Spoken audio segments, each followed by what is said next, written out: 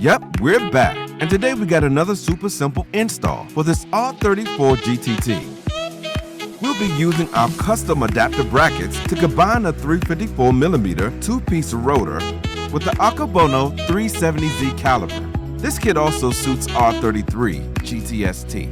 Let's begin our installation with a nice clean hub face and a bare knuckle. You ready? Determine the left and right hand adapters using the printed numbers indicated with L and R. Now, it's time to get familiar with the bolt kit.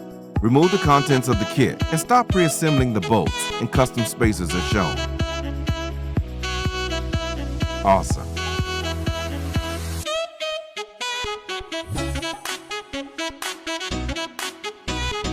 Perfect. Now, we can attach the adapter to the inside of the knuckle. We'll use the 75mm bolt with a 28mm support spacer, which is inserted into the top of the knuckle hole. Our torque settings today are 58 to 62 foot-pounds. Insert the 50mm bolt with a 10mm support spacer into the bottom of the knuckle hole. Awesome. Adjust the top support spacer by hand so that it sits between roughly 12 and 3 o'clock. Using the remaining two bolts, install your caliper, beginning with the bottom bolt hole. Swing the caliper up until it meets the cutout in the top support spacer. You may need to adjust the spacer's position by hand until it aligns correctly. Tighten both caliper bolts in this position, which will help to lock the support spacer's position. Now, we can torque the caliper adapter bolts to the knuckle. Remove the caliper again and fit your new HFM.Parts rotor.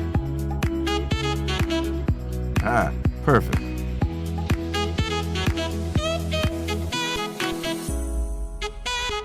Remember to bend the backing plate out of the way. It's super easy on this model. Finally, we can reinstall the caliper with our Loctite applied and then torquing the bolts. You may have noticed the brake line bracket at the back of the knuckle. We recommend leaving this bracket off as it serves no function. However, please return the OEM M8 bolt back into the hole. And as always, we're here to help. If you have any questions, reach out at help@HFM.Parts or find us on Instagram. Take care.